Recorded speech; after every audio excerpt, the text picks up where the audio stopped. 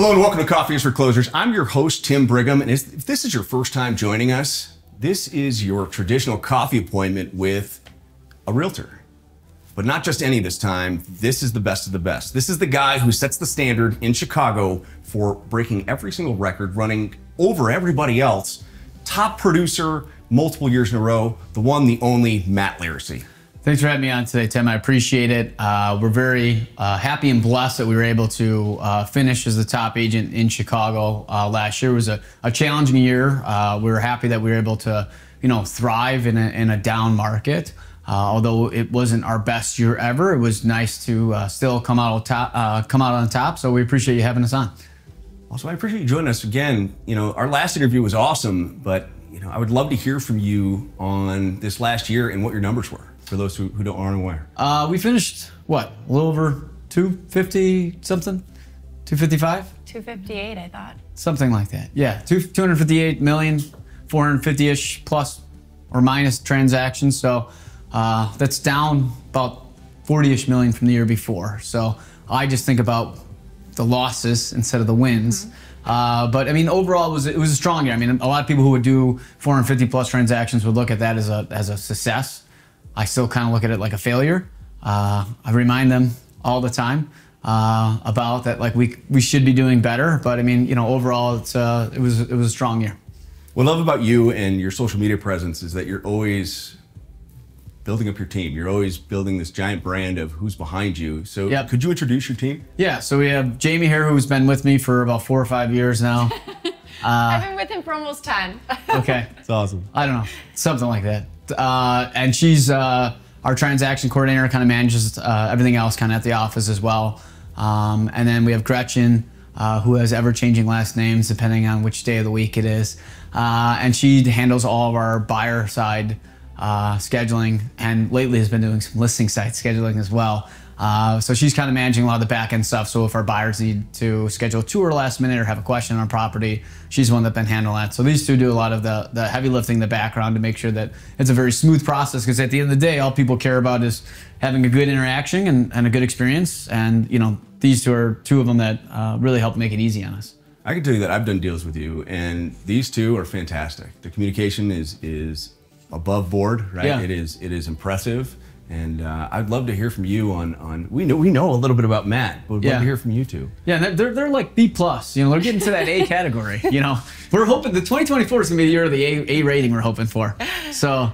Okay, well, I've been with Matt for I don't know, like almost 9 years now. In August. Yeah, I don't know. I can't remember. I remember you took.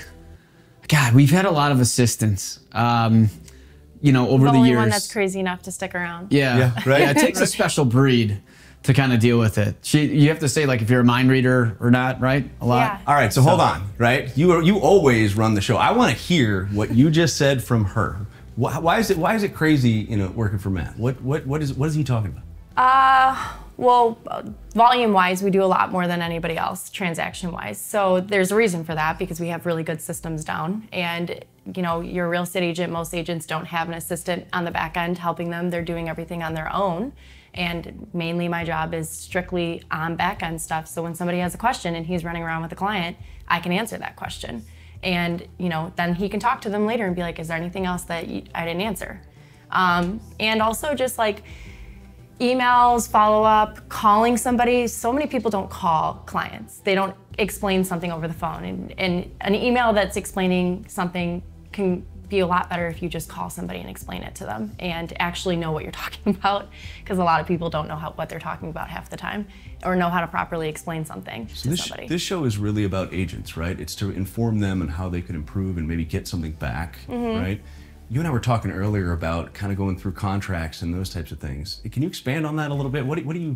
How did you get to where you are today with Matt? Oh, well, we were talking about this earlier, Matt. I said the first month I worked here, every single day we sat down and you walked me through the whole entire contract until I knew it like the back of my hand. Yeah. That's how I learned. Yeah, I mean, I think education is big on that. And I think the problem is most people don't even know the contract. Yeah. And I used to, I don't do it anymore. I mean, Jamie does if there's questions, but I used to go like line by line with every person we would write a deal. And when we were doing like 20 deals, I was able to deal with that. But like it's tough. But I wanted her to be able to understand it. So when the client has a question about why does it say this in the contract, that she could tell it to them like in 10 seconds. And it takes a lot to understand the contract because there's a lot of shit on the contract. I still that doesn't offer that to clients now. Like when they go under a contract, I say, why don't we jump on a call so we can go over like what you can expect in the next 40 to 30 days so that you're not surprised when something happens. 30 to 40 days, not 40 to 30. 30 to 40 days. See.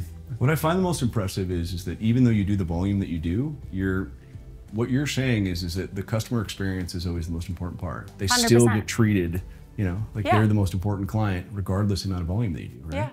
Yeah, 100%. What do you find is the biggest mistake that you're running into with other agents?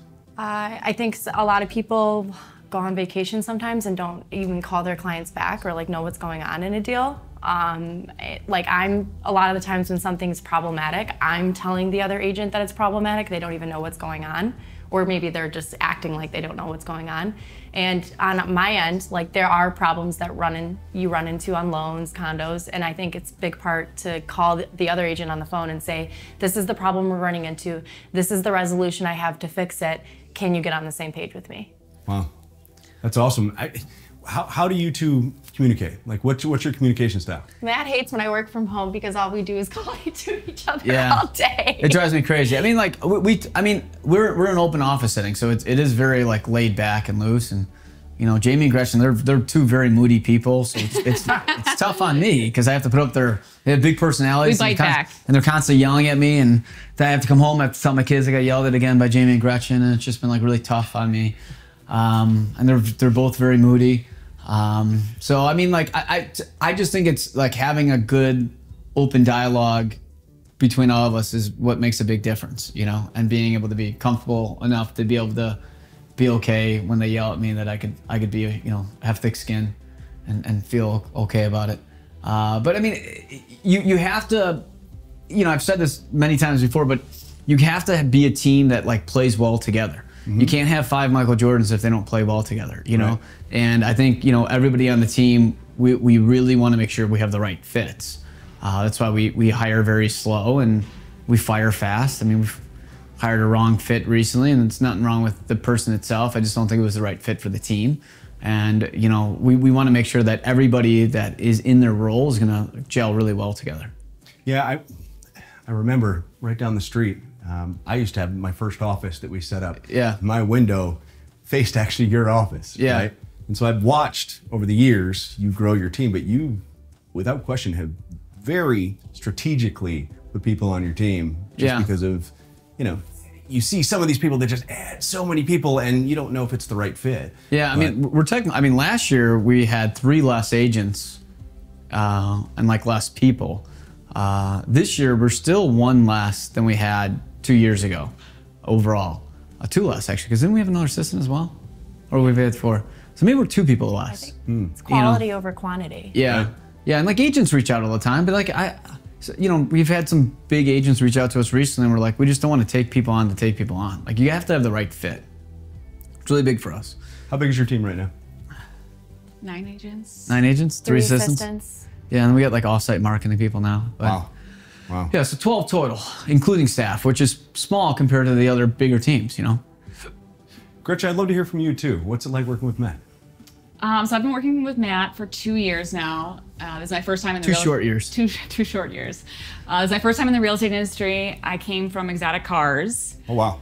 So I had a lot to learn. I'm in the office 6 days a week, most weeks. And I schedule the buyer tours for Matt. And I think like going back to what Jamie was saying about having that personal interaction with our clients, when it comes to my job and doing the scheduling, I think that a lot of agents are looking for a shortcut and everyone wants to automate things. People are looking to AI. Yeah. What's the best CRM? And we're really old school in that we're emailing everyone individually and it's not going through a system. And that's how you make the least amount of mistakes you can. But I think it's big too, because like with scheduling, now all the companies, there's a lot of virtual assistants that can do the scheduling for you, but like it's tough because like, you know, if you have a seller, and you know, we have a lot of sellers that are very more hands-on, we'll call it, right? You know, they're a little bit more challenging, and I don't find there's anything wrong with that. It's just that some, you know, you have a lot of type A personalities in big cities that have big money and they expect big results. And I compare that to when agents talk about like, well, should I automate? It's like, okay, well, have you ever called Comcast? What's your experience like when you call Comcast and you have a problem? Yeah. Right? You get very frustrated and then you end up just being like, fuck it, I'm gonna get rid of it. And so like that's what I think about is like, okay, well when somebody calls my office, and if we just use like Showtime's like virtual assistant to set up our showings, that's who they're gonna call. And then of course there's always bumps in the road in some sales, not everything sells in a day. That could be the breaking point of why they fire us, right? Mm-hmm. And then the reason we get a lot of business is because people are like, well, we heard you guys are very personal and you're very service oriented. And that's the big thing. So like with Gretchen, she sets up all of her buyer tours and like we get a lot of Zillow leads and leads from online. And these people are like super needy, And I don't mean that like in a bad way, but like they want information, they want it now. And if you're not going to give it now, you said this earlier, like they'll move on to somebody else. Well, right. We get a lead that comes in, they want a tour set up in 2 hours, which I mean, that never happens, right? I mean, only like every other day. Yeah, and like, so she's able to text them right away, immediately, send them an email right away, show them that we're working on it, send a calendar invite, all within 30 seconds. Yeah. And then you call somebody else, and it's like, well, we'll get back to him. Maybe, I mean, we're in busy season. You can't, if you're an agent and you're trying to set up a buyer tour by yourself and you get 2 buyer leads in at the, while you're on a tour that's 2 hours long, it may be 4 hours before you settle back in and catch up to, because your first thing when you get back in, 2 hours later, is not, let me set up this buyer tour. It's like, let me catch up on my emails, write up an offer, because that's business now, and then get to the buyer tours where I could be in the middle of a buyer tour and somebody could text me and I forward it to Gretchen and you're on it. Like the tour's set up in 10 minutes. Yeah, that's huge. That's huge. I see so many agents exactly like you said, is that I'll call somebody's number that's listed, on the internet, and I'm getting an office, and I got to get to a secretary. Secretary has no idea where that person is or what's going on, and I can only imagine how hard it is to get through that if I'm a customer trying to figure out, I just want to go see the house, or I want to list my property. Like how do I get a hold of you? Yeah. Right. Yeah. It's a big problem. And for us, I think when, now that we're still trying to fill our listing coordinator role, but like, when you're setting up showings, we get showing requests from agents at 10 o'clock at night because they've been out all day. And then if you don't answer them by 10:10, they're calling you. And then by 10:30, they're blowing you up. And we're like, listen, dude, like, I get it that you just got home and you're catching up, but like, you need to give us a minute. This is an owner-occupied property. We can't confirm this right away. Right. So like, their buyers are suffering because the agents, because of their schedule. We always talk about, was it Friday night? I always say at 10 o'clock at night. No, from Friday from 10 p.m. till midnight. That's when we get the majority of our requests. Thursdays really? too. Yep. Yeah. Because people don't plan out their weeks with their clients. So like if you know that this client's going to want to go out on this weekend, plan out your time frames so that you're preparing yourself for the whole weekend, because that's the busiest time to go out as a real estate agent. You don't plan those out, and then you're piecing together a crappy schedule for somebody and probably not getting into every listing they want to see. Yeah, I mean, that's great advice. That's really we good. talk about this all the time, is mapping out the week. So we know the busiest time of the week is 11 to 1 on Saturday, okay? So if we get a buyer that's flexible in timing, right? And we know, you have hot buyers that are going to go out over the weekend.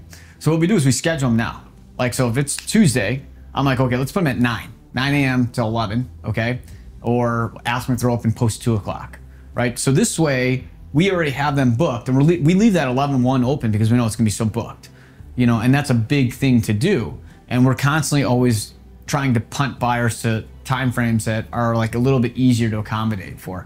It's also because it's hard to get into sellers, other people's listings between 11 to 1, because everybody wants 11 to 1. Mm-hmm. That's it.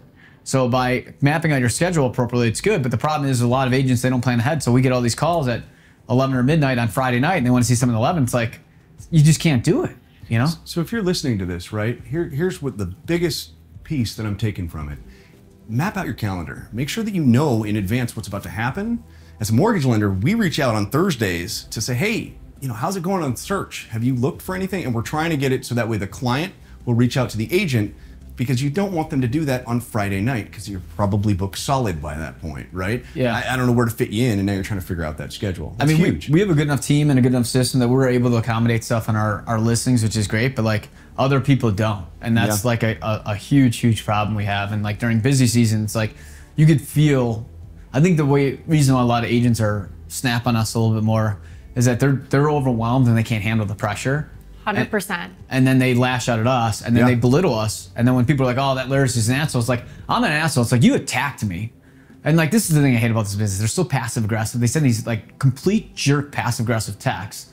And I'm not passive. I'm just Don't aggressive. share a name. Give me an example. Come on. I mean, I'm not going to give any example. There's a lot of people out there. We're more diplomatic, by the way. Matt can yell at people. Yeah. We don't. My favorite thing to say to somebody is whenever there's a problem, I'm like, you want to figure this out with me. You don't want to figure it out with Matt. Yeah. Well, I mean, they are, but they're supposed to be more of the level-headed ones. I mean, I am hot-headed and I try to work on it not to be as much, but like, it's tough when you have, you know, it's 11 o'clock at night and you got somebody talking down to you and telling you like, you know, this is how it's supposed to be done. This is industry standard, blah, blah, blah. And then they're just talking shit. And then the problem is I'm not passive. I just go right to aggressive. So, and then they're like, well, you're an asshole. It's like, well, you just told me I was a piece of shit 3 times in a row. And then like, now I lash back out at you. Yeah. You know? I think a lot of the things too that agents reach out about are things that are already present on like listings or like resources that you have on the MLS. They're just not looking. You mean agents don't read listings? Yeah, not at all. It's like we specifically put in there, like, please open up, go under additional information to for all the property information. And we take our time to get rental caps, reserves. And then what happens every night of the week, and it's always post 10 o'clock at night. And I say this because like, it's not that I shut down, but it's also like 10 to like midnight, I'm trying to catch up myself on other stuff and deal with like problems we have. Yeah. And I'm dealing with people being like, hey, I'm on, you know, looking at, you know, property at 366 periods or a rental cap. I'm like, well, that information is under additional information. I'm not on the computer right now. Okay, well, when you get to the computer, go ahead and do it. I'm like, they're like, no, well, you should know it. It's on yours. I'm like, listen, I'm also not on the computer right this second. I mean, I have a lot of the percentages memorized, but every now and then I don't. And if it's 11 o'clock, I might be foggy because I'm a little bit tired. Yeah, okay? sure. But like, then they start yelling at you for it. It's like, why don't you just read the information? And our listing coordinator, Jessica, pays attention to every single little detail and she makes sure it's accurate because like I was talking about agents looking for shortcuts. People want to find an app that gives you information about the building. We don't rely on any of that. She calls the property managers directly. She calls the owners directly to find out our information first source. I can vouch that every single deal that has had you on the seller side, you have sent me all the information that I need proactively before I've even asked for it. But right? that's what we try to do though. We try to be as efficient as possible. So I think during busy season, if people aren't mapping out their schedules and getting the information up front, it makes it more difficult and it makes her job harder. Why wouldn't somebody be proactive with a client too? Like the worst thing I would think is like, I don't want somebody asking me a question that I don't know how to address. I should be telling them this is what I need you to do rather than them asking me a question.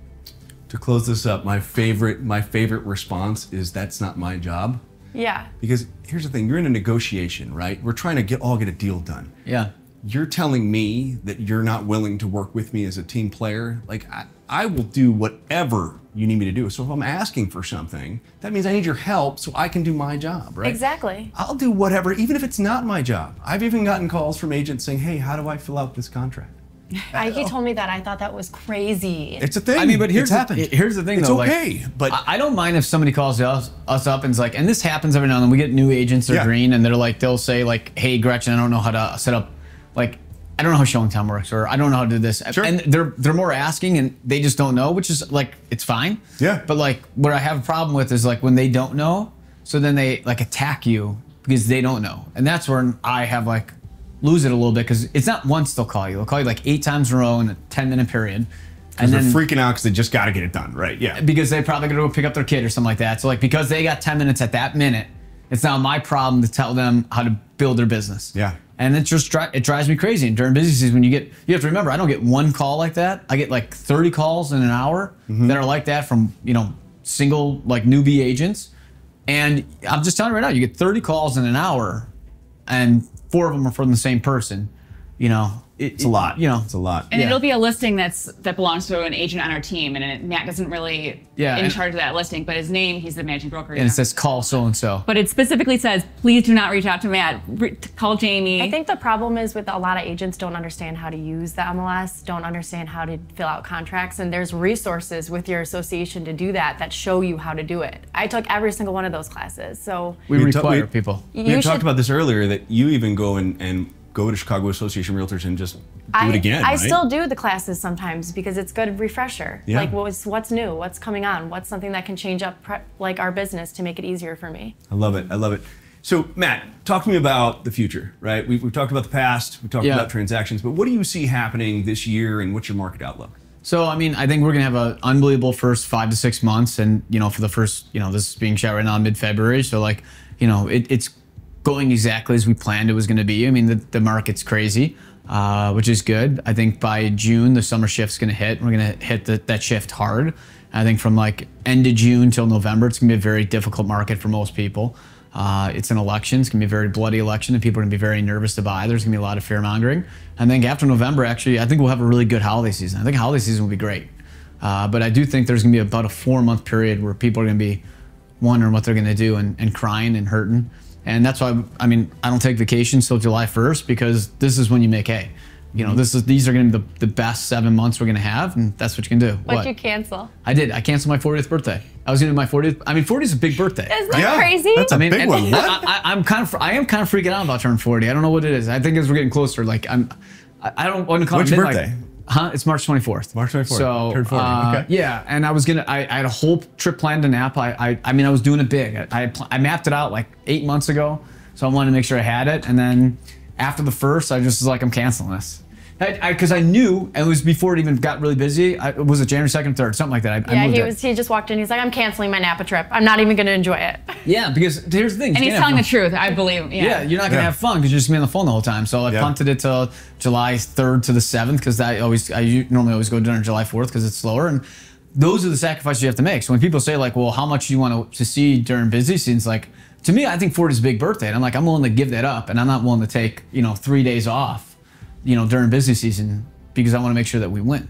I mean, that your commitment's relentless. I mean, you are absolutely dedicated to your craft, and that's we all know that about you. But to hear you say that's crazy. Most people watching would be like, well, I'm not doing that. Well, right? the all they're thinking about is, when's my next day off? Let me make enough money to go on a vacation, etc. And all I'm thinking about is like, I want to take every single chance I can, every day we can, to try to win during these times. Because I also know what it's like when like the bills come in and like we haven't had money for a couple months, to pay those, and it sucks. It's stressful. So like knowing that you build up a nice nest egg in the first 6 months to pay for the bills during those 4 months that are gonna be tough. And that's one thing that agents don't understand about is how do you budget for the year, right? Yeah, right. Because like, you make sometimes, she does the check. She'll be like, wow, these are great money. It's like, well, yeah, we got to make enough money now to pay bills in November, December when there's no fucking money coming in. Because let me tell you something, the bills keep coming. And it's like the thing I always hate is January is when all of our contracts are due. So like, you're paying all this money for, just spending and spending and spending, and, spending money in January. Remember, October, November, December is where that money comes from. It's like your fourth quarter is always, it's always our weakest. So you're not making that much money. So I'm relying on my sales in March and April of 23 to pay for bills in January of 24.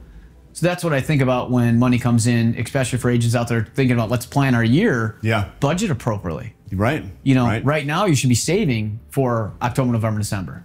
Without question. And it amazes me how many people are doubling down on spending money they shouldn't be spending, right? Because they think that that's going to lead to success. Right. In reality, it's a skill set challenge, not a budgeting challenge, right? It's doing also the things that actually get you paid. It's also, don't just spend the money that you make now and go on an exotic vacation. I was going to say that same exact thing. How many people do we know we see? They close a big deal, and then their Instagram a week later, they're in, what is it, Greece or Santorini? I don't know, something cool. And I think it's okay to go on vacation.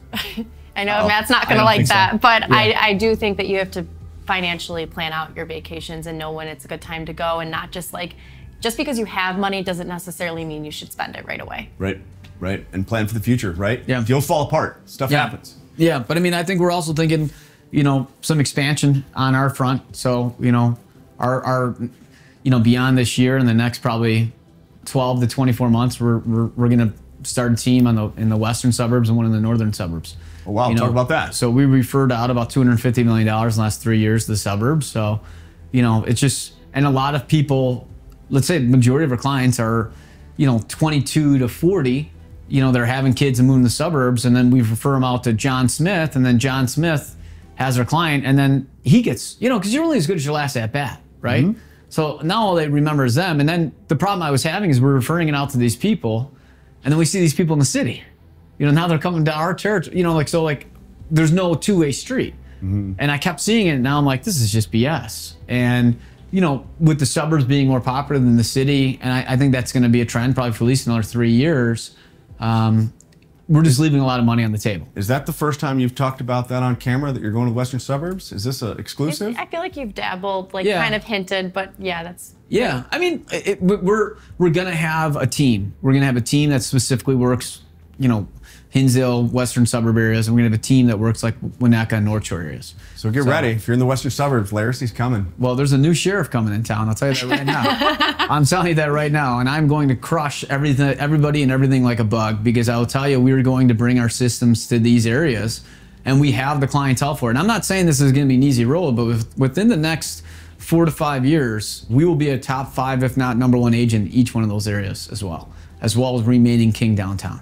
Save this minute to stop, and then we'll take it 5 years from now. We're gonna come back to this. This is great. Yeah. This is great. But I believe him. I mean, everything he's touched, he does it the right way. And I'm not kissing your ass. I'm telling you the truth. Yeah. Is that I remember looking out my window when I was nobody, and I'm still nobody. I look out the window and I see this guy, and I'm like, oh, there's a real estate office there. I didn't know anybody in the city. I was new, and watched you grow year after year after year. I'm sure there was, you know, challenges here or there, but you've consistently developed a system that is fantastic and led to growth. And now your team is some of the best in the city. It's fantastic. Yeah, we're determined. You know, that's the main thing, and we like to recruit people that are determined as well. You know, so there's a lot of talk about commission right now. Yeah, right? We're getting into some conversations about, you know, some legislation and some other things that are being talked about. I would love to hear your opinion on you know, what you think is coming. Well, it's a big thing we talk about. First off, like, you know, people are really nervous about losing, like they're going to get rid of the buyer's agents. And I talk about, like, people forget in the 80s all the lawsuits that happened because buyers were unrepresented and there was nobody that had their backs. So that's when the buyer agent became something big. Because I used to, you know, not me, but like old school people used to charge like 6-7%, actually it was 7%, and they would keep all of it. And if you wanted to buy my property, you'd have to pay me money on top. Yeah. Right? So I don't know why legislation's attacking realtors and buyer's agents specifically, because all you're doing is attacking yourself. And a lot of people are talking about low income and, you know, entry level, middle class people, blue collar. They're going to be the ones hurt the worst because they don't have any money for the down payment or closing costs as it is. Now you're going to tell them to have buyer's agent fees, and then people will be like, well, we don't need buyer's agents. Great. Let me just start naming off some buildings. What's the difference between 401 Ontario and 405 Wabash? Or 401 Wabash and 405 Wabash. Tell me the difference. I have no idea. Okay, so 401 Wabash is the Trump. It trades very high. So one bedroom in their average is at least 600,000. 405 Wabash is just like an entry-level building. A one bedroom there average about 275,000. Why would be the difference? You would never know that, right? Right. But now you're gonna just go on Zillow or one of these websites. Actually, Zillow won't exist anymore because they make money off buyer's agents, and there won't be any buyer's agents. So you're going to have nowhere to look for websites. You're going to have to go to a buyer's broker's office. Okay, or I'm sorry, go to a broker's office. There won't be buyer's brokers anymore. Right. And you're going to have to pay me for my listings because I'm going to sell them with or without you. And then if I allow you to see the listings I want to show you, because now I could steer you because NAR doesn't exist anymore, I could show you listings I choose to show to you, and then you'll pay me extra, and then you're going to pay me a buyer's agent's fee on top of that because I want to get paid to show you stuff because I paid to get that. Then I want to pay you to show you listings because that's my time. And then I want a commission to take my place. This sounds what like sense does this make? This sounds like when I entered the business of subprime, right? That's what you just described. You described why we got Dodd-Frank. You described exactly why we have the rules that we have But today. how's that good for anybody? Who's winning in that situation? Or we're paying out 2.5%. I get it sucks. Is there shitty agents out there that sellers can be pissed about? Sure. Yeah. The system isn't perfect, but it's as good as you could get. You want to pay me hourly? You talked about earlier at 10:30 at night. You're talking to your wife. That's overtime. How much money are you going to charge for that call? How much money am I going to charge for buyer tours? How about when you set up buyer's tour schedules at 11 o'clock at night, and then they cancel last minute, and they want you to reschedule? What do we charge for that? Zero. What is your time worth zero? Are you worthless? I get a salary. Yeah. No, but I'm saying, well, if we don't have any money coming in, right? You got to get paid something. But everybody else wants to get paid. I always say this: we work in a job where I could show you places for 9 months. I have to pay you money because you've now said that you want a salary, right? Because you don't want to work for free. Well, she doesn't want to work for free. Okay, so I have to pay. And do you want to work for free? I do not work for free. Oh, she does not want to work for free. You guys got bills. It's crazy. Okay, so they got to get paid, and we have to service you. But you want me to set up all this stuff, and then at the end of the transaction, it's all done. I may work for 6 months for you. I get $0, right? And that's what the DOJ is saying. Okay. Now, we're also saying is that, like, by doing it this way, with the 2.5% coming from the seller. It's the only way that makes sense, okay? Otherwise, if we're gonna get paid by the hour, that's gonna cost way more money than 2.5%, I'll tell you that. And I think people are pissed off because they're like, well, you know, what about the $4 million sales? You know, why should you get 2.5% on that? It's like in any luxury product and goods, you get paid a lot of money. You sold exotic cars, well, you were part of exotic cars. Did people who are selling a Bentley get paid less money than somebody selling a Honda? It's commission based. Oh, it's commission based. Okay, the big dogs are, not everybody off the streets able to sell a $4 million place. Well, there's only certain people that do that. To your point, right? Somebody buying a Bentley or somebody who's coming to buy a $4 million listing, they're not calling somebody who started in the industry this month. Correct. Typically, they're calling somebody who's been doing something for 20 years, who knows their craft, who can navigate the craft and bring that resume to the transaction so that way they can look out for the buyer. Is this a good deal? Is it not? What you know, that is what you're being paid for. But to your point, it's not like it's always, oh, hey, I want to buy this building, and you walk in and you do it. A $4 million deal is there's a lot of moving parts, though, and there's a lot of stuff that goes into it that you don't realize. Yep. And for you now to eliminate a buyer's agent, like, we have the most listings in the city. Honestly, I'll make more money. I'll charge more for my listing. I'll charge any buyer to show it. Because here's the other thing people are thinking about. 99% of listings in America are on the lockbox. We don't work in a lockbox. We're working in real estate, okay? So we have to actually be there for our listings. But in, you know, middle America, you call me at 10 o'clock at night to see my listing. You're a random buyer. And you want to see it at 9 a.m. on a, you know, Saturday at 10 o'clock or Friday at 10 o'clock at night, and you want to see it at 9 a.m. on a Saturday morning. What's my motivation to get out of bed tomorrow? What are you paying me? Honestly, what are you going to pay me to be there? Right. You know? Right. And then now what's going to happen is people are going to start charging retainer fees. You want to work with me? You got to pay me $5,000 up front, right? Because why? I'm not going to take you around for 6 months and get nothing out of it. Right now, we take, how many times do we take buyers out? And they rent. Yeah. And we get, They change their mind. And you make zero money. $0. When was the last time you went to work for a month and got paid $0? When was the last time it happened? When a borrower decides that they're no longer going to buy, we're in the same book. Yeah. But for a consumer out there, when was the last time you went? And here's the best part is, the way you have to really think about it is, consumer, when was the last time you went to work for a month, and at the end of the month, you fucking crush it for your boss. And then at the end of the month, you're like, you know what? I'm paying you for this month. Right. I'm paying you money. Because my time's worth nothing, my staff's time's worth nothing, so I fucking love working here. I'm gonna pay you 50 grand for working here for a month. Thank you. And I know I made you money as well. But thank you. The DOJ's case makes no sense to me because all these sellers that are suing, they've already made a shit ton of money. They bought a place for $400,000, they're selling for $1 million. They made $600,000. And these hungry hippos, they're hungrier. They want more. Right. Why am I paying 2.5% on top of the $600,000 I just made? Fuck those realtors. They're the ones that made me $600,000, right? Right. God forbid. I talk about this all the time. This Starbucks coffee cost me $5.86. I got a grande blonde Americano. $5. You think it costs Starbucks $5.86? No. Do you think their markup is more than 2.5%? Yeah. Okay. Oh yeah. Oh yeah. But God forbid. Should we talk about how much a realtor actually makes? I'm the #1 realtor in Chicago. Okay. If you look at how much money I made last year, and you compare it to any low-end attorney, I'm not even close. Do you think I make the #1? There's a guy. His name was Ken Griffin. He works at this company called Citadel. He makes $50 billion a year, okay? You know, let's talk about some politicians. There's some politicians that are making billions of dollars a year. We're not making anywhere near that. And we're the best in the 3rd biggest city in the country. But God forbid we get paid 2.5% because we are fucking terrible people. I want to close this out and move on, but I do want to say, you think about this. You got them really going. Right? Those are the same people that you just listed out that are coming to you for real estate advice. I mean, right? That's how you put that together. I think the biggest problem is, and why it's been being attacked and come up so much, is because when the pandemic hit, all these jobs went down, right? You know, hospitality, bars, all the stuff, and all these people got their real estate license and nobody knew what they were doing. And it was like this perfect storm of like, there was a lot of people who walked in and was like, I want to buy it. And then it was like that realtor that didn't know how to work up a contract. And then the seller's like, why am I paying this guy who hasn't showed up for an inspection, hasn't set up the tour? He showed him one random property, he's getting 2.5%. Yeah. I agree with that. Listen, I'm not disagreeing with that. I think the last couple of years, there has been some instances where some people shouldn't have got paid that did get paid, and I can see why people are pissed. But in a general last 100-year spectrum, the average realtor does a very great, very well job. But it's recently we've been shedding a bad light. I think Selling Sunset, I think $1 Million Listing, I think a lot of these companies or shows put us in a bad light. You know, if we're sitting around having brunch, first off, I've never been to brunch in my life, but I wish I did. And we're in, you know, $10,000 dresses, and we're talking about why Jill sucks. Okay, and then all of a sudden, ka-ching, I did a $10 million sale, and here's my paycheck. It's like, yeah, that looks terrible, but that's not real life. Matt, I'll admit it, right? I've been in this industry for over 20 years. Yeah. I've worked with agents my whole career.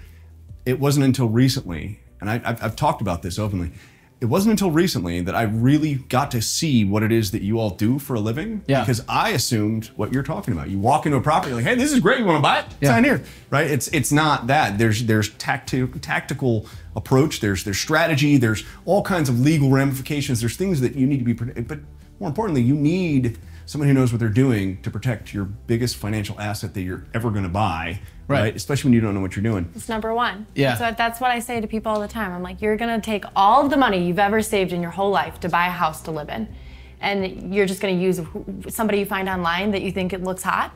Or your mom's friend. This is what I say. This is what I say. So let's forget about the real estate transaction, right? Let's forget about it. You just got a phone call, right? It's a detective saying that you're being charged for murder.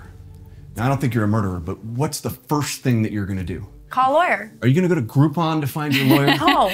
No, you're going to find the biggest, baddest wolf that's going to fight for you because you didn't do this, and it's your freedom, right? Now, I don't think that's going to happen, but why would you have that same strategy of the cheapest Groupon agent and instead go get somebody who knows what they're really doing? And yeah, they may cost a little bit more, but they're going to save you more money in the long run. They're going to get you more money for your house. They're going to, whatever it is, that's why. That's the value add. That's a great metaphor. That is, and I always say, like, do you ever see, like, you know, if you got money in the bank, how much money the bank makes off your money every single day? Right. Where's the anarchy there? I mean, I could go on for years about all the stuff that's marked up and like why like real estate is actually we should probably charge more money. And you know who's making money in this lawsuit is the attorney. Yeah, the attorneys. They're making commission. They're making billions of dollars, billions with a B. Yeah. And we're the bad ones. Yeah. Have you ever seen what an attorney charges? $1,000+ an hour to what? Pick up a call, and it's not even them on the phone. It's one of their junior assistants. So I want to ask your permission to put another quarter in you because I think I got another hot button that, you know, I can't wait to hear your answer, right? So there has been some market disruption with these iBuyer type, platforms. What is your opinion on, some of the Open Door and Zillow, mortgage type things that are coming together that are starting to come into the space? Yeah, they're not coming in anywhere. They won't last. I said this in 2019 on our podcast when Zillow was on there, and I told them straight to their face. I said, iBuying sounds really good when the market's really hot, but what are you gonna do when the market's bad? Because you guys still pay taxes, assessments, overhead costs, etc. And they said, we'll see. I said, here's what's gonna happen is they're gonna fold. The minute the pandemic hit and we went to lockdown, all those companies folded or cut costs, etc. Like, there's a lot of great ideas, and tech companies since day one want to get into real estate and disrupt us and take us out, etc. And that always works really well when there's a lot of money, but when there's not a lot of money, it fails. I'm 0% concerned about people buying things online. I'm 0% concerned about like these big mortgage companies coming in and buying up all real estate, and then we're all going to work for them. I think it's all fad. Things sound good now, but guess right now, people forget the economy's been amazing for almost 10 years. Like, do you remember when 2010, when you'd want to go out to dinner and you'd ask your friends like, hey, can you go out to dinner? Like, I can't afford it. When was the last time you heard somebody say they can't afford to go out to dinner? Right. Honestly, when was the last time? There used to be 50 people applying for one job, right? Right now, everybody's bitching about, I want to make $200,000. I want to sit in my underwear. I want to work one day a week. And there's some companies that are paying it, This is all bullshit. I don't see any concern about it. It's not going to change anything in the future. I think home buying will change in the future of like VR and some of these like cool headsets will like help narrow down the search. I don't think you need to see 150 properties in person maybe anymore. Maybe you'll narrow it down to 20, But I don't see these companies changing real estate long term. Yeah, you can't remove what you do for a living with automation. It doesn't exist. You talked about this earlier, right? You're not going to spend the most money you have ever and then buy it online without ever seeing it. I'm not saying some people don't do it. I've done it before personally. We have clients that do it. But on a big picture wise, it's not gonna, and how many people we sell virtually, how many times do we sell a house virtually and then they come and see it? What happens? They don't like it. 50% of the time. Really? 50% of the time. Wow. Reminds me, there's this movie where, I don't remember the actor, but they like buy a place and then they have a friend over for dinner and a train speeds by. Oh, man. What movie is that? Oh, Do you know which one I'm talking about? And they're like, oh, no. sorry, the realtor said this was a great deal. They didn't tell us about this. Yeah, so but like that's my point. It's like, so when we talk about this open door and all this other shit, like I'm not That stuff doesn't concern me at all. Okay. I'm more concerned about some of the other stuff you brought up, but like this is 0% concern. Like negative. Gotcha. That's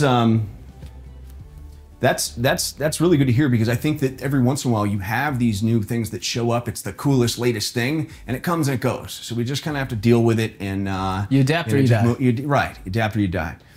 Dual agency. What is your opinion? Because there's been a lot of controversy around dual agency. Do you do dual agency? Yeah, we do it. I mean, what? How many times? Like maybe one a month, maybe? Yeah. I mean, it happens. We got a deal right now. I mean, it's just about disclosure. I mean, we're an honest guy. I always tell people, like, you know, I'm not making enough money off this to ruin my reputation. Yeah. In fact, I make less money on dual agency than I do, so I prefer you not to almost. But like, at the end of the day, if you want to buy it and they want to sell it, it's just like, you tell me one thing, I can't tell it to them. They tell me something, I can't tell it to them. It's very simple to me. It's just, there's boundaries, you know? That's a great answer. I mean, that's how it should be. But that's it. And like, I'm not going to be willing to lose my reputation or my license for less money. Like, it'd be crazy. It just like doesn't make any sense. So it's like, you know, we do to each person, and I'll have some clients be like, well, what did they say to me? I'm like, I can't tell you. Just like, guess what? Just like when you're telling me this, not to say it to them, I'm not going to do that either. To me, it's simple. And I think if people get to know who you are, they'll trust you on that front. But I'm not saying there's not some people out there that are bad. So I can see why people don't like it. Sure. And it's easy to get a tinfoil hat, right? Because it's like, well, you're only looking out for your sale. But Right. This is a consistent message I hear from good agents, right? Is that it's not about that. My reputation's more important, Right, than your one deal. My mentor in the business taught me, he goes, one deal is never worth it. Doesn't matter the commission. There's never one deal that's worth whatever's going on. Correct. Right? Matt, I really appreciate you being here today with your team. It's been enlightening and awesome. I would love to close this out and have you share some advice with what aspiring agents who are following your career path but really want to learn, you know, how they could be better. What's some advice that you could give some people that are watching? Yeah, well, why don't we start with Jamie on the deal side. What would you say is the #1 thing that you think these guys should know? For an agent. Get educated on how to do things, how to work the systems that you're in and out of every single day. What about having a process as well? Yeah, I mean, that's what I live by. Templates, list. Checklist. Yeah. Like, that's literally my whole life. I haven't heard one. So, like, is there any program or anything that you use specifically? Tons of programs that people have suggested. No. My husband says this every day. There has to be some sort of program for you to do. There's gotta be an easier way. There's not. I mean, you could do a program, but then it'll just automate out messages to people, right? And that's like, just like, it's almost like getting spam. Like, I'm literally writing an email or a text message to every single person, and I just keep Excels and list. Google Docs. Google Docs. Most stuff is Google, because the other thing is, like, if you create a system, the other people have to know how to use the system, right? You know? So, like, it's important that we use a system that everybody uses. That's why we say Apple One, because, like, I mean, I got a 1-year-old that knows now how to get on my phone and play around with it. My 6-month-year-old knows how to do that. See? That's awesome. And that's the thing. Gretchen, what do you think is the best piece of advice for anybody on the buy side that you run into with these agents? Well, I think everyone like wants to be Matt Laricy, but when it comes down to it, they don't really want to be Matt Laricy, like working 7 days a week, working nights. Like, we're just always available, and there's agents that you just cannot get a hold of via email, via showing time, via text. Call them. You just need to be available, and that's part of the industry, because there's how many realtors are there in Chicago? 10,000? 16,000 plus. Actually, 18,000. It'll be down probably 15,000 soon. But yes. If I could say one piece thing too to other realtors, just be polite. Be nice to people. Don't be rude. Like, that's. I'm honestly just always try to be so polite and nice to people, and it really does get me very long way. Yeah, I mean, me too. I've had people make a comment and they say, "Oh, that Laricy stuff to deal with," and I ask more questions, and you find out that it's because you were a dick. Like, you were mean to them, and so of course they were. I do the same thing. If you're mean to me, I didn't even do anything. I'm gonna respond poorly. Or it's just asking the right questions to represent our client, and that person just doesn't know what they're doing. Like, that's the craziest thing. And then they attack you. So, like, I say, anybody that's ever mean to me, it's like, well, let's back it up. How did this even get? I don't like pick up the phone and like I'm yelling at you right away. It's usually something happens that triggers me to get to that point. I actually think I'm an extremely nice, easygoing person on an overall front. Do I have bad days? Yes, okay. I could be a psychopath. No doubt, I'm a human being, you know? But like overall, like, I'm a pretty easy, nice person. It's just that, like, if you attack me, if you belittle me or put me down or come at me swinging, honestly, I'm bad. I am. And if somebody says I'm a terrible person, it's because you did one of those 3 things first. If you pick up the phone and it's nice to me, it's like, great. Like I'm here in sales. I'm gonna get a deal done, you know? So that's it. Or responsiveness. A lot of people don't even respond to emails or text messages. I literally actually took a screenshot. I texted somebody literally 15 times asking him for feedback on a listing of ours. That's crazy. I called him, he's blocked me. That it takes 2 seconds to text somebody back. Yeah. What are you gonna say? You could literally even say, you know what, I don't remember, but if my client doesn't, if it's not still on his radar, it probably means he's not interested. Thanks for reaching out. Yeah. And the thing is, they're going to need to contact you sometime in the future to schedule something. Yeah. And then I'm going to look at that text message and I'm going to see you didn't respond to me for 20 text messages. My point I want to make, and I mean this, is that anytime I've ever heard like friction, I ask more questions, and my experience with your team has always been fantastic. And like there's friction every once in a while. Stuff happens. It's part. Yeah. But if you handle it the right way and you're professional, there's a way to solve problems, right? And I think that you lead the charge in that, regardless of getting into it with somebody.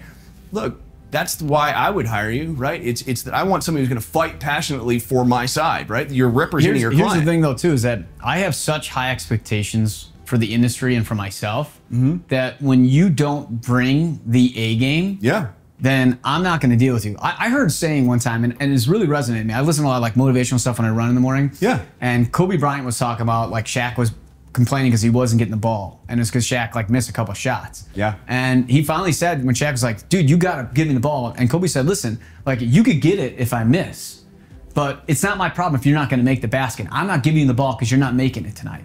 You know, so he kept taking the shots. And that's the way I look at it, is I'm looking at everybody else. I'm like, listen, like I'm playing at a different level.